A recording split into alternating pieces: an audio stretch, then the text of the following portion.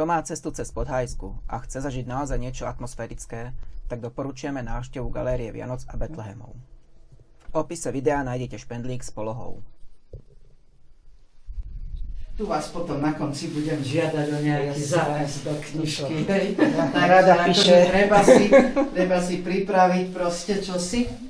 No, to máme teraz v podstate na novo nainštalovaný šupolový vlastne časť je od pani Emerencie Hlavatej, tuto vedla z Bardoňova. Ona robila aj pre Úľu a to sú také tieto blečie postavičky. A tie tmavšie, tak to je taký starší nejaký Betlehem, čo sa... Tento tu vzadu, to je z Madagaskaru, ten drevený. A je vidno, že na Madagaskare je hladomor, takže všetci sú strašne štíhli a vychudnutí, hej. No a tú dečku, to máme tu od susedy, ona ju chcela vyhodiť. A ja hovorím, však to je jak africký motív, perfektne sa k tomu hodí. Tu patrila vlastne Nemcom. Hej, a aj tam hore nad tým tie Sudety, takže ako vlastne prvý, kto začal vyrábať takéto stromčeky z tohoto peria husieho, boli Nemci, takže je to vlastne nemecký, ako keby povedala by som, že patent. Hej, ozdôbky, všetko sú to také, ja neviem, medzivojnové, alebo ja neviem, tie 30. 40. roky by som povedala, 50. možno maximálne. Rovnaký, ináč toto je najväčšia veľkosť toho stromčeka, čo sa vyrábala, väčšie sa ani nerobí. V podstate máme tu takú dosť veľkú zbierku drevených Betlehemov vyrezávaných, ale samozrejme, že sme milovníci aj kubaštu, takže tu máme samozrejme aj tie jeho papierové. Časopise Mono, bol to vlastne časopis Módní noviny, ono je tam kompletné celé to číslo, len to máme tak prehodené. No a to bolo v nejakom asi v 47. roku, alebo tak nejako z toho obdobia. No a potom sa nám podarilo zohnať dokonca ešte starší, úplne prvý, lebo teda zistili sme, že toto bol vlastne jeho druhý v časopise uverejnený. On bol zároveň šéfredaktorom zodpovedným za grafickú úpravu vlastne tých módnych, tých severných Čiech. No a konkrétne autora nevieme, ale sú to drevené, staré, vyrezávané akože figurky. Figurky sú banskoštiavnického typu, čiže slovenské všetky postavičky, ale ovečky sú kralické a to sú vlastne české ovečky, tak preto je to československý Betlehem, že sme ho takto skombinovali. Je to z Náchoda Betlehem. A takto, tie Betlehemy obvykle buď to robili teda vyslovene nejaký taký laický, len ľudoví rezbári, neškolení, a to sú potom takého jednoduchšieho typu, ako sú tieto kralické, alebo to teda robili naozaj rezbári, ktorí to študovali, a toto je príklad teda človeka, ktorý teda sa učil za rezbára, alebo keď si pozriete tam tú glóriu hore, tá je nádherná, a rovnako aj tí malí anielikovia tam hore, alebo napríklad tá selka tam vzadu, alebo aj táto tu, takže sú veľmi pekné tie postavičky. Aj proporčne sú veľmi dobre zvládne. Jak sme teda v kontakte aj s tými českými betlehemármi, aj sme členmi vlastne příbramských betlehemárov, na Slovensku nič také neexistuje, tak sme sa strčili k ním. Oni, tí Češi, sú trošičku ďalej, akože čo sa tohoto týka. Taký akože relief presne akože urobený ako keby, takže je to v podstate takouto hĺbkotlačov, alebo ja neviem, žiaľ autora nevieme. Šťatce? Áno, Šťatce. To je náš. No. Áno, vy ste odtiaľ. No vidíte, tak to je taký váš Betlehem. Autorom je nejaký J.C. Eckhardt, je to zo Stuttgartu, z Nemecka. No a v podstate tu na dole, čo vidíte teda pod tým stojanom, tak vlastne s tým sa natáča tá spinka. A on sa zároveň aj otáča a hrá teda nejakú vianočnú melódiu. Máme tu kuriozitu, myslím si, že je to asi jeden z najmenších Betlehemov na svete. No, na svete neviem, ale v našej galérii určite. Hej. A som zvedavá, či ho nájdete. Je v tejto skrinke. S 3 kráľmi, keď si to náhodou zväčšíte, tak to tam zbadáte. Aha. Ale je tam kompletne aj svätá rodina. Toto tu je vlastne Ježiško z Portugalska, konkrétne z Porta. Autora poznáme, pretože, a dokonca ja som ho aj stretla, boli sme za ním na počúvadle, a je to pán Oldrich Richter, Šečinový, aby to tu krásne voňalo a opäť teda sa budú postupne zapalovať tie sviečky.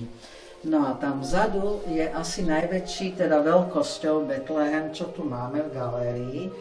A ten Betlehem pochádza z Poľska a konkrétne je to teda Betlehem z rodiska Jana Pavla II. Z Vadoľa. Jak sa hovorí, že koláž, ono koľkokrát sú tie Betlehemy také neúplné, hej, že vlastne čo si tam chýba.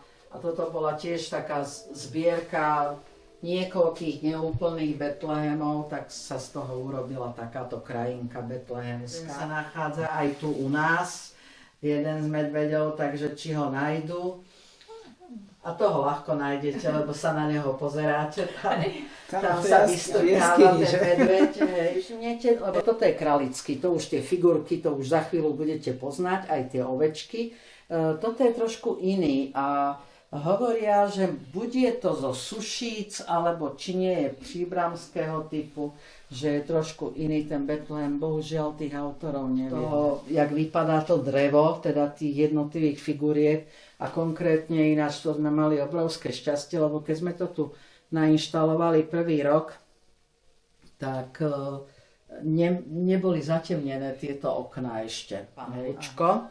Jozef, takže ten si to tu pekne vyril. Vidíte, Hučko Jozef. A je to 1970, čosi neviem. No a tak som si potom o ňom samozrejme, že dohľadala. Pôsobil tiež pre Úlu ako majster ľudovej tvorby. Pochádzal z Trnavy. No a je na tom Betleheme taká jedna akože zvláštnosť, taká rarita.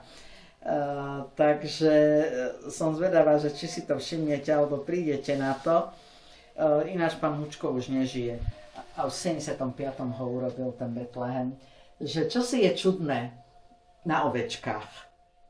No urobil ich ako havinkov. Je pekná rezba, takže toto nerobil len taký nejaký ľudový rezbár, tento bol už trošičku školený konkrétne.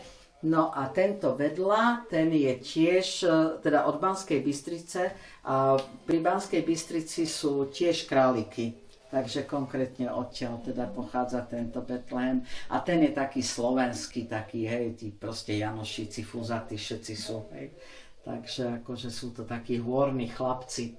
Hore asi spoznáte Banská Štiavnica, Kalvária. V časti vitríny vidíme ukážku veľmi starých reťazí, hej, lebo pôvodne sa dávali takéto gorálkové. Aj tam sú navešané takéto gorálkové na tých malých stromčekoch, teda čo boli také tie umelé. No, máme tu teda všetko možné, čo sa tohoto týka, hovorím, tu máme aj také rarity, že máme tam aj kosák a kladivo červenú gulu, spomienku na hlboký socializmus, aj s veľkým zvonom kolokolom. No a s ňom niečo to tam máme. Ja aj s Novým Godom, že máme ešte aj tú gulu. No a toto všetko, toto sú také staré prvorepublikové ináč, tieto konkrétne. Je to perličkové ozdôbky. No a toto mám zase, to máme budkačika, dubkačika, košičky vlastne. To je ako, volá sa to z nemčiny papier-mâché, ako papierová hmota vlastne, z ktorej je to tvarované a vyrábané. Teda to boli všetko tiež staré ozdoby také medzivojnové alebo tesne povojnové vlastne v tom období. No a rovnako tuto zase tieto hríbiky, po nich je teraz dosť veľká zhánka, je tam čo sú tieto tí snehuliaci, tie sú zase posypané takouto, tými drobnými sklenenými guličkami, oni to volajú, že benátska rosa, to teraz s tými vyfúknutými. No a ináč takto, no máme to tak trochu chaotické, lebo priznám sa vám, že to bolo také obrovské množstvo tých krabíc, takže boli sme na Bratislavskom hrade asi 2 roky dozadu a bola tam výstava Betlehemov. No, jedna veľká miestnosť, no a mali tam asi 3 takéto obrazy No a samozrejme, že vo všetkých tých obrazoch bolo napísané, že boli tam pôvodne nejaké hracie skrinky, ale tie sú nefunkčné a už tam nie sú. Tak náš je funkčný. A kompletný tým pádom.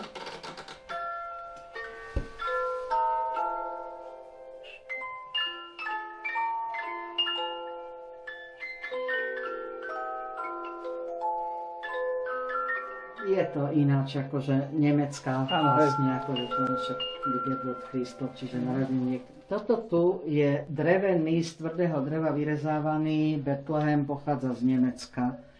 A je to ináč ako profesionálna rezba, takže ako... No a tuto vedľa, to máme ukážku dvoch krásnych z Bansko-Štiavnického regiónu, konkrétne Štiavnickej rezbárskej školy. No a toto patrí asi medzi jednu z najkrajších rezieb, čo poznáme, lebo keď vám tak detailnejšie ukážem, ak môžem.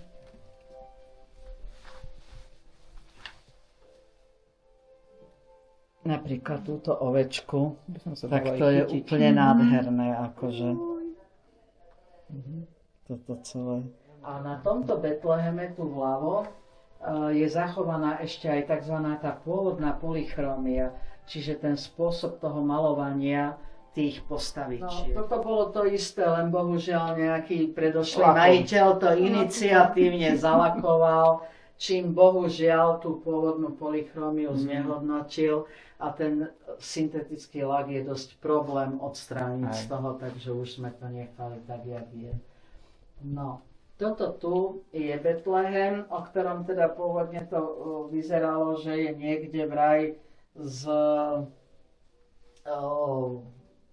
hora, z Oravy, alebo neviem odkiaľ, ale podľa druhu, alebo teda typu tých figúrok, aj celkové tej rezby, tak to opäť vypadá, že je to tiež skôr z toho Bansko-Štiavnického regiónu, a to konkrétne z Antova. Takýchto skriniek, čo bolo teda veľmi praktické. No a krásne je vidno, hlavne v tom druhom Betleheme, že teda tie králiky, že to bola oblasť teda tých baní, alebo teda kde sa ťažila nejaká rúda, uhlie a tak ďalej, lebo v podstate, že to tvorili baníci, lebo vlastne aj tam celé tie kulisy sú urobené ako do bane, hej, keď sa schádza. A je to celé také vyligotané. No, toto máme dva papierové Betlehemy, ktoré teda vieme autora. Robil ich tento pán Jaroslav Púhaš z Jaromieře. No a robil ich vlastne pre dvoch súrodencov, čiže toto je jeden. Tam je taký istý druhý vlastne Betlehem. No a ešte existuje aj nejaký tretí v Prahe. Boli takto pekne nasvietené. Tá atmosféra bola taká tajomná vlastne. Poprosím zažať, ďakujem. Macíkovskú darčeky, hej, čiže zvonkohru. Takže tu je šéf, tu konkrétne je Mikuláš alebo Dedo Mráz, neviem, Santa Claus. No. A je to kombinácia takej tej prvotnej elektroniky a s mechanikou, lebo oni udierajú vlastne fyzicky do tých zvončekov, ktoré sú ladené ako jednotlivé tóny, oktávy, a hrajú, je to ináč z 91. roku a týchto 35 skladieb oni hrajú postupne. A keď nám to ten dotyčný pán akože predávali ako Betlehem, ja hovorím, ale to nie je Betlehem. A čo nie je Betlehem? Nie je Betlehem, však tam chýba betlehemská rodina, hovorím. No a my sme to len zakryli s touto budovou, lebo zatiaľ sa nám ešte nepodarilo zohnať teda tej patričnej veľkosti, čo by nám tam pasovala. Veľmi rada. Takže taká vianočná vlastne scenéria ako taká. Takže, No a hovorím, že ono to bolo geniálne. Opäť profesionálna rezba, autora bohužiaľ nevieme, ale všetko sú to veľmi staré Betlehemy, také by som povedala, že skoro storočné. No a toto tu ináč doplnili sme, máme tu už teraz takú maličku rozrastajúcu sa zbierku mechanických hračiek, to je ďalšia ďalšia moja úchylka, taká aj manželová. A hovorím, že toto je geniálne, lebo aj zatkajúci tiež všetko možno. Dobre. On ide jak raketa ináč, akože maká poriadne. No a toto tu máme tiež teda autíčko plechové. Požiarníci by sa bývali zišli k tomuto Betlehemu, pretože oni ho, tí predošli, neviem kto, majitelia ho naozaj používali takto aj s tými sviečkami. No a voláme ho tak trošku akože kralický hororový, pretože tento chudák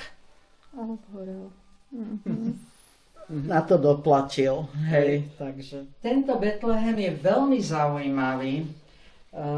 V podstate niekde asi z Moravy pochádza a trošičku pôsobí ako tie papierové Betlehemy, lebo to nie je taký plný relief 3D, ale je to teda, nie je to plné 3D, ale je to len ako vysoký relief.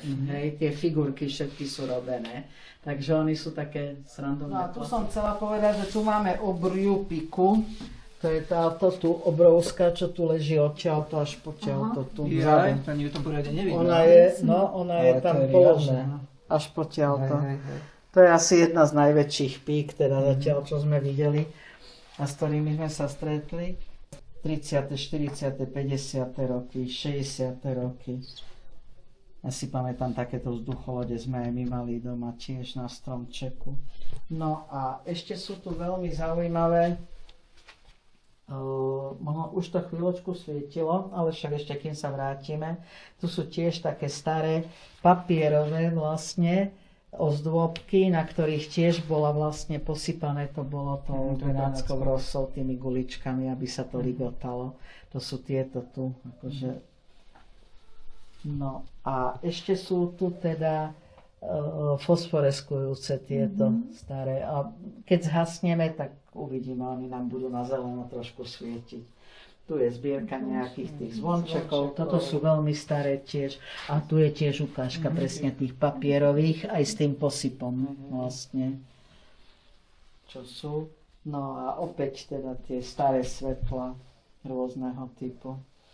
No a v tejto vitrínke, keďže k Vianociam patrí aj pečenie, takže tu máme formičky, vlastne, ako keď sa robia medvedie dlapky, hej, a takú veľmi starú, akože takú secesnú gulu, ináč ona je veľmi ťažká aj. No a toto zlaté, to boli vlastne obaly na čokoládu, hej, čiže čokoládové ozdoby. A čokoláda sa zjedla, vyumývalo sa a zase na ďalší rok sa do toho znova vedelo. Týmito vianočnými ozdobami. Tieto, čo sú. To boli z 1001 noci vlastne takí tí sultáni, s tými turbanmi na hlave. Aj tu pozrite sa, vidíte, jak svieti. A to je secesná vianočná. Tam na kraji je tiež. Keď by to ešte dlhšie bolo zažaté, tak by sa to viacej ešte. Tento Betlehem má tiež takú svoju pozoruhodnú históriu, sa dá povedať. Jeho autorom je vlastne pán Halmo, ale objednal si to jeden pán starosta z Prázdnoviec, obce, že to budú mať ako obecný Betlehem. Lebo ten Betlehem bol pôvodne len asi potiaľ to takto nejako. Takže dorobil tam vlastne dozadu kulisy. Oni majú v obci sekvoju, takže sekvoju, takto vypadá ich kostol, hej, presne. Takto. Už teraz sú tam poukladané tieto aj iné figurky, ktoré tam nepatria, ktoré budú v inom Betleheme a od iného rezbára. Hovorím o týchto takých zažltnutých, hej, takých tých, čo tam aj chodia dookola. O tých hovorím, to je od toho pána Halma. No a obvykle, keď sa dostanem do tejto miestnosti, tak sa ma všetci začnú pýtať, že preboha, čo vás to napadlo. Pôsobil to vlastne tento Betlehem, ktorý máme aj na vizitkách a je aj vonku, akože na tom plagátiku a je aj na vanderke. Teda tento Betlehem. Ten Betlehem je vlastne z Banskej Štiavnice po starom otcovi, ktorý zdedil manžel. Ten Betlehem robil pán Vondra a opäť je to z takých nejakých 70. rokov. Betlehem, to bol český betlehemár, ktorý spolupracoval s pánom Švarcerom, ktorý vyrábal tie figurky, ten pán Vondra robil tie kulisy. Tu za týmito srandami všade sú žiarovočky, v tých okienkách sú všade žiarovky, krásne to ten Betlehem je ináč tiež taký veľmi zaujímavý, akože taký svojrázny, lebo teda všetky tie ženy sú také mužatky, také akože one vyslovene také akože riadne baby. Hej, sme autora, že kto to je. Až dovtedy, kým sme neboli v Bratislave, na tom Bratislavskom hrade, na tej výstave sa pozrieť. A tam proste mali svätú rodinu, jedného anjela, jedného pastiera, ovečku. A to keď pozriete, to v momente poznáte, hej, že je to ten istý autor. No a tam bolo napísané, to bolo zo Slovenskej národnej galérie zapožičaný Betlehem ako z Martina. A tam bolo napísané, že autorom je pán Ignác Akantis z Varína. A konkrétne teda je to opäť taký starší Betlehem, lebo je to vlastne nejakých asi 20. rokov vlastne minulého akože storočia, čiže povedzme okolo, ja neviem, 1920 mohol byť zhruba vytvorený, lebo v tom období teda žil a tvoril ten rezbár. A tuto v rohu, keď si pozrieme, to je teda vyslovene akože nádherný, opäť šialnického typu Betlehem. Teda vlastne teda tam z tej rezbárskej školy to pochádzal ten rezbár. Je to Betlehem, z čoho sú tie postavičky, tie maličké. Ale sú to cínoví vojačikovia. To je z cínu odlievané vlastne a malované potom. Hej. No a tuto máme ešte, tento je z Čiech, tento drevený, ale bohužiaľ autora nevieme, ale tohoto tu vieme, toto je pán Sedlák, vlastne tu zo Slovenska. A to je teda už teraz po revolúcii akože robený vlastne Betlehem. Modernejší. No a hovorím, ale vynaliezavosť a ľudová tvorba je úžasná. Hovorím, že z tých gorálok urobené tie oči. No a najlepšia je tá Gloria in excelsis. Viete, tá palička, čo sme u lekára vždycky vyplazovali jazyk, tak akože poslúžila aj na takýto účel. Točí sa koleso, tuto z dverí vychádza, tuto búcha vlastne, akože, ja neviem, nejaký búchar alebo čo. A tuto veša prádlo. Zlodej lezie do okna. Aj tu sa otvára, hej, a vystrkuje sa tam niekto z okna. Toto sú tiež takí zaujímaví, akože títo Mikuláši. Osvetlenie na stromček, také staré tiež, takže nájdeme. No a pred Vianocami sa tu pečú aj oplatky, takže to tu krásne rozvoniava. No a samozrejme návštevníci môžu ochutnať aj čerstvé, upečené. Teraz nie. Lebo treba počítať. Hej.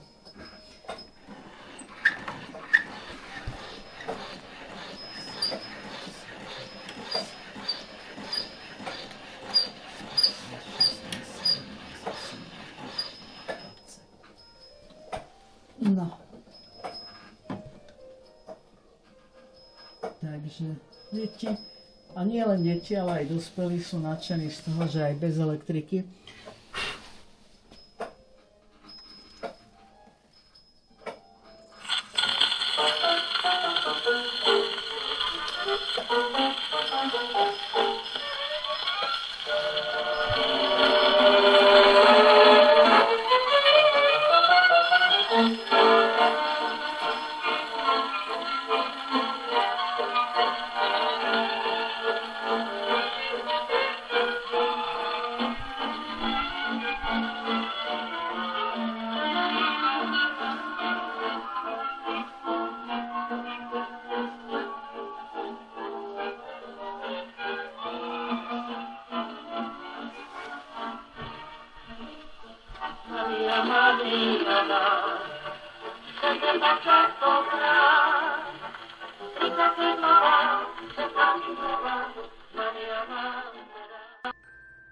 A čo dodať na záver? Ďakujeme majiteľom za krásnu prezentáciu svojich zbierok a fundovaný výklad a ochotu nám svoju galériu odprezentovať aj mimo bežné otváracie hodiny. Toto miesto má atmosféru Vianoc počas celého roka a návštevník tu rýchlo zabudne aj na to, ako rýchlo beží čas. Prišli sme pred 8:30 večer a odchádzali pár minút pred 10 hodinou, pričom sme prišli s víziou, že tam strávime len nejakú polhodinu. Majiteľom galérie prajem veľa úspechov pri ďalšom zveľaďovaní ich koníčka a tiež ďakujem aj všetkým, čo dopozerali video až do konca.